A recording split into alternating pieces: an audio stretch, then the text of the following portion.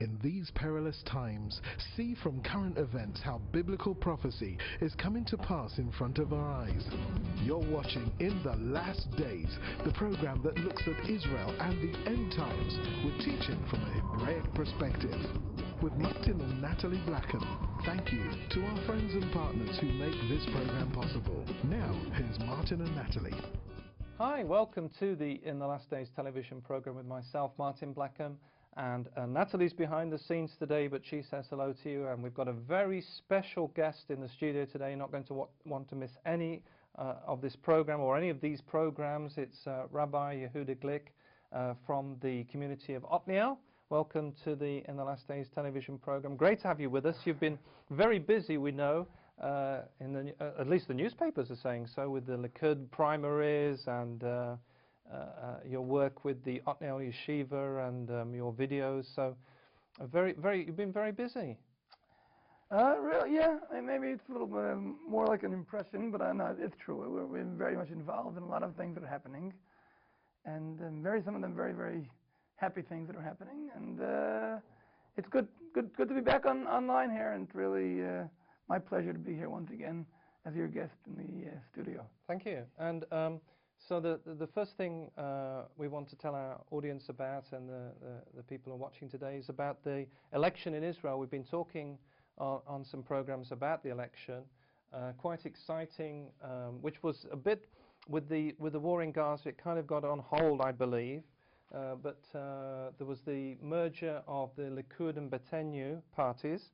And then we've just had the Likud primaries, and you've actually been in the Likud primaries. Were you campaigning? Have you been on the campaign trail? Or I also was joining. I joined. I had a minor position there, but I competed on the slot representing the Judea and Samaria regional slot, and I was elected. I had almost 80% of the vote. And I'm there. It's number 36 on the Likud. It's the merged party. It'll be probably number 52. But it's first of all very symbolic importance. The fact that the Likud has a representative from Judea and Samaria on the list, saying that even though maybe politically the Judea and Samaria have not been annexed, have not been officially announced as part of the state of Israel, but on any other perspective, the citizens and the Judea and Samaria are part of Israel. And that's not surprising, because the whole establishment of the state of Israel, as we all know, I would say like the greatest phenomena in the history of mankind, the establishment of the state of Israel. And that is it's not only a nation that came back after 2,000 years, and there's nothing to compare it in the history of humankind. No other nation has come back after 50 years. And here we have reestablished homeland, relived the language and culture, and it's really... Now, all this begins, or I would say the stem of where the entire stories of the Torah and the Tanakh, where they all take place, is in the streets of Hebron, Jerusalem, Beersheba, then the streets of all over Samaria. And this is where it all takes place. So if Israel without Judea and Samaria is like a body without a soul, and therefore it's very important, the fact that there is a slot for the Judea and Samaria. Is this new, the slot for the Judea and Samaria? It's been already. This is the fourth time already it's been in the Likud party. Most of the time it's pretty high on the list, because it goes by the amount of people. So Tel Aviv region is much bigger, and Jerusalem region is much bigger. But step by step, we started off with 3,000 members of Likud living in Judea and Samaria. Today we're close to 8,000, and I believe that number will grow, and maybe at a certain point we'll promote. But as I said, that's really a minor part of the Likud election, and really that surprisingly didn't catch the headlines. And I think that something very special and unique has happened to the Likud party list, and that is the fact that the unit called the Jewish Leadership Unit, represented by Moshe Feiglin, has come about and found its place in a very important position in the Likud party. And that's very special for you because Moshe has ascended the Temple Mount with you. Is that right? You've been together. He ascends the Temple Mount every single once a month, but that's only one part of the whole thing. The Jewish leadership segment unit in the Likud is.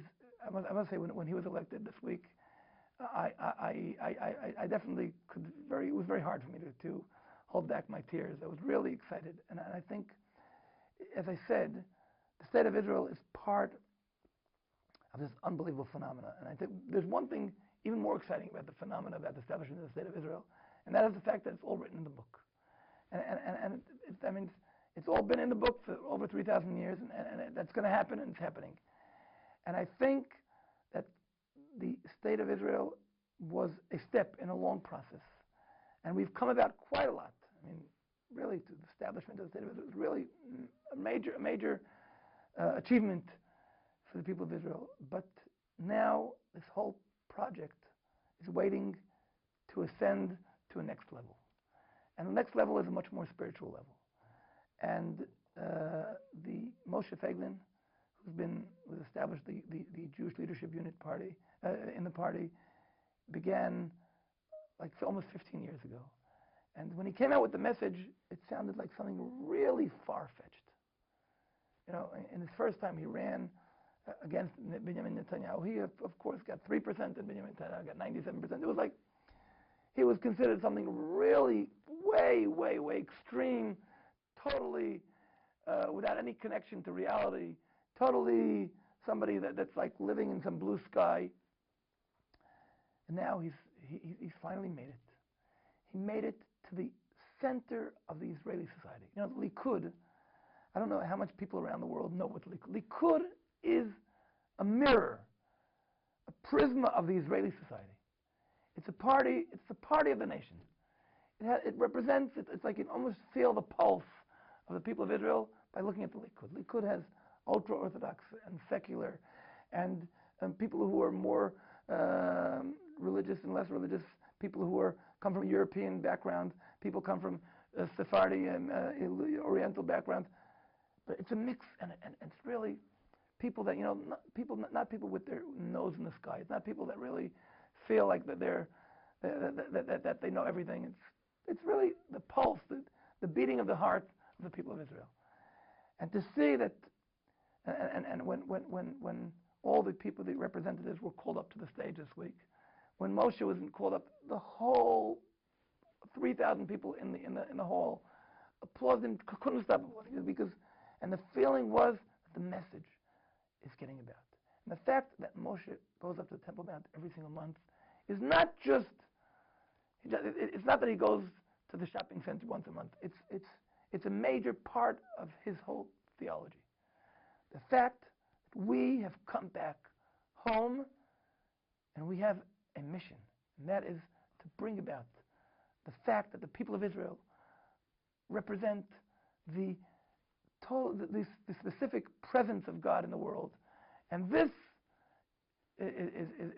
comes about every single time where Moshe goes up to the Temple Mount. And I think this message is already in the central of the stage of the central party, a leading party in Israel, and that is definitely a strong message to the world. And for those watching at home, the Likud is similar to, I guess, the Conservative Party in the UK, or the kind of right-wing party. And the news has been that the nationalists have done very well.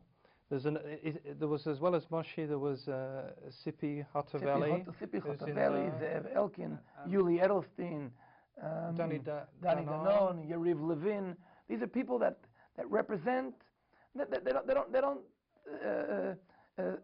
don't really. These are not people that when you look at them, you would say, "Oh, this is a religious Orthodox person." No, these are people from the people. These are, I would say, these are people that represent the street of Israel, and that means that the nation of Israel people are getting more proud about themselves being Jewish, proud about themselves being part of the Israeli society, proud about representing God, and that we see that these are people that are much closer to tradition. These are people that are much closer to the book. All of these people have a major position in going up to the Temple Mount and bringing the Temple Mount and bringing Jerusalem into the center of Israel society. These are people that are proud and nationally proud of being part of the chosen nation with a mission to the world. And I think this is what's so great about this, and that these are not people that have to apologize for being here. We're not. There's some people here. Every single morning they wake up, they really have to apologize that we're here. Apologize that maybe we're in the Middle East, we don't belong here. No, these are people that understand Israel belongs to the people of Israel, and God wants us here, and we're here. We don't have to apologize to anybody else for being here. We are here because this is our homeland, and just like anybody else in the world wants to be this homeland, the same and much more. This is the homeland of the people. And what you're doing is very practical, because there was a meeting in Bethel because of the threat of destruction of community, and you had a meeting with Likud at Bethel. So there's a practical aspect. It isn't just for the viewers at home. It isn't just being involved in politics and moving paper around. It's actually on the ground in the Jewish communities, going there with Likud into a community and saying, we're standing with you. We want to do our best to lobby for you. And so that's why it's so exciting with Moshe Fagin now, with his place on the Likud list. I had the privilege of organizing this event in Bethel. It was an event where a big amount, I would say a large amount of the members of Knesset, Parliament, came to the Bethel and sat there and said, "Here we are with you." And it means that once again, Bethel, there was a point where there was a question where this house wasn't private property, was not on private property, and people were saying, "What the heck you need that house in Bethel? Why do you have to build these provocative houses?" And we're here to say, look, when you do something in your own living room, it's not provocative. And the Likud party came to Bethel and said, "Here we are." So whether there may have been a specific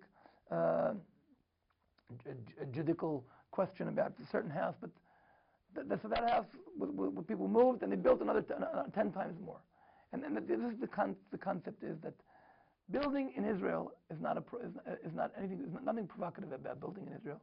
Just like there's nothing provocative about saying a prayer on the Temple Mount. Just like there's nothing provocative about a person feeling at home. And when we feel at home, we understand this is the homeland that God wants us to be here. And we don't have to apologize to anybody. And building houses, as I said, is not provocative. And natural having more children and seeing the settlements growing is not something that is against peace. It's part of peace.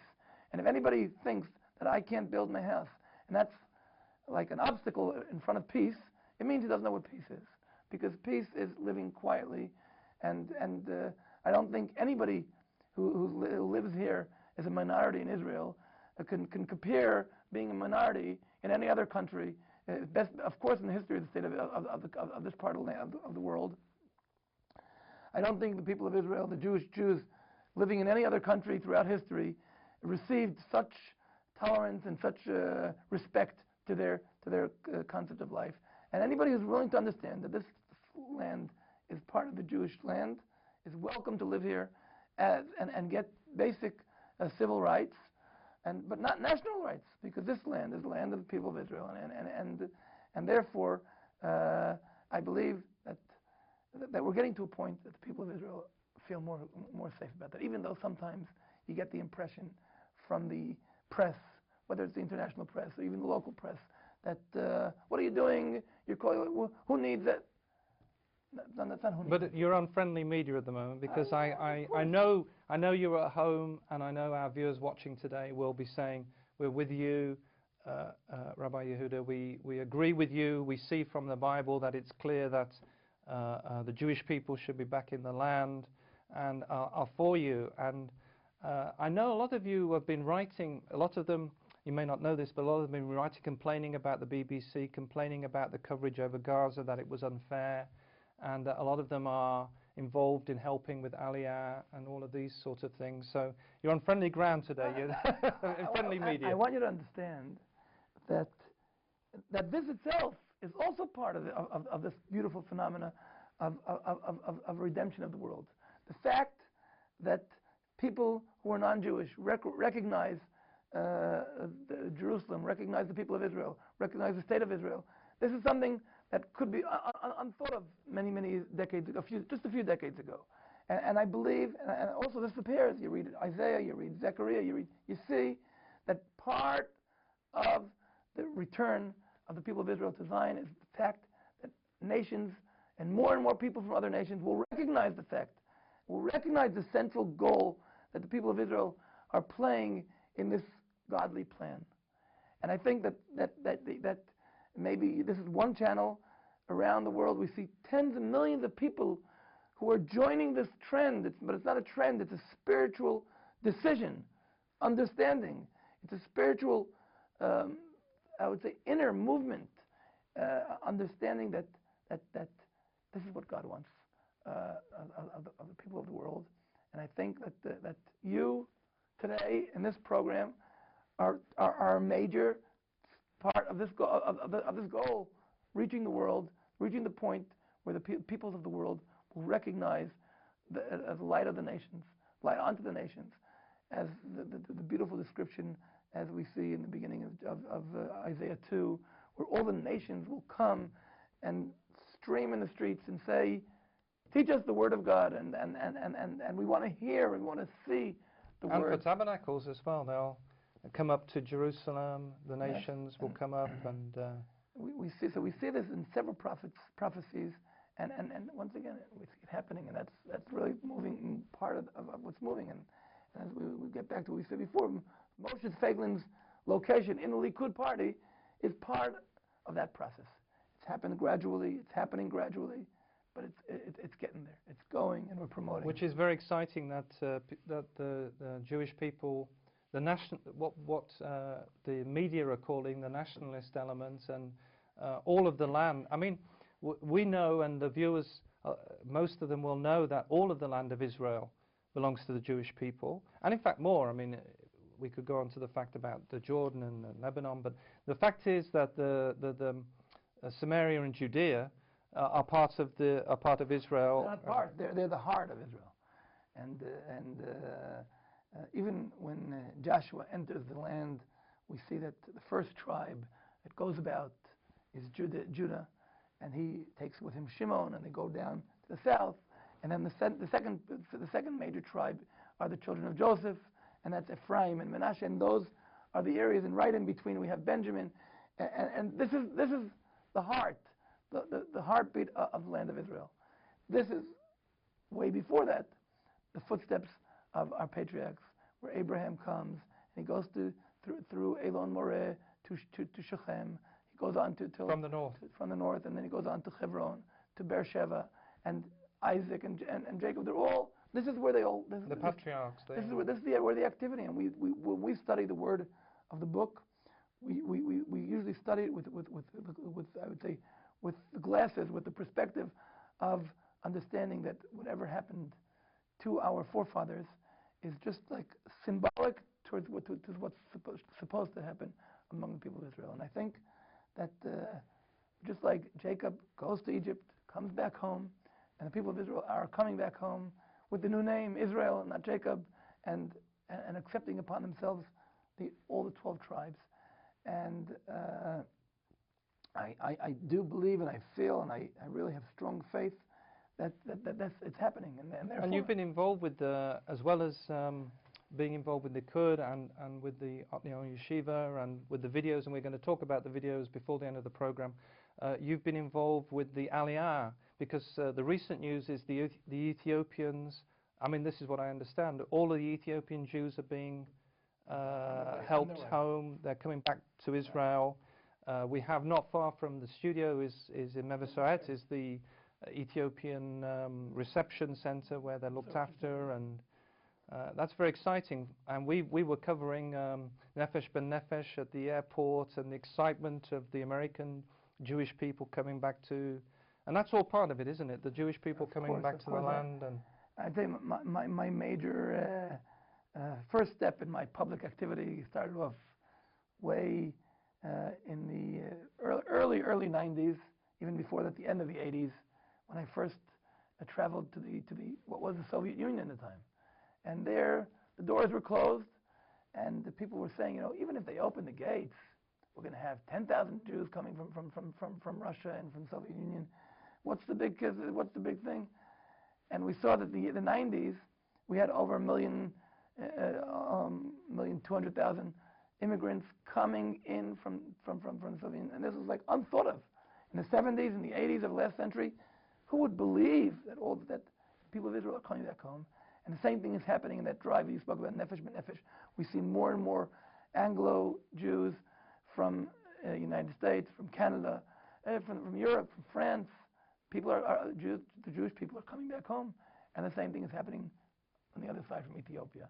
And I truly believe that this is part of the whole aspect, and therefore I was very much involved in immigration. I was part for 10 years. I was spokesman of the Ministry of Immigrant Absorption, and I was director of the Southern District of the ministry.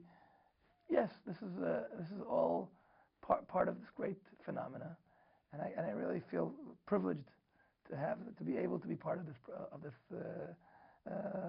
phenomena and this drive. I think it's a great thing, and I welcome all the people watching us today, and more.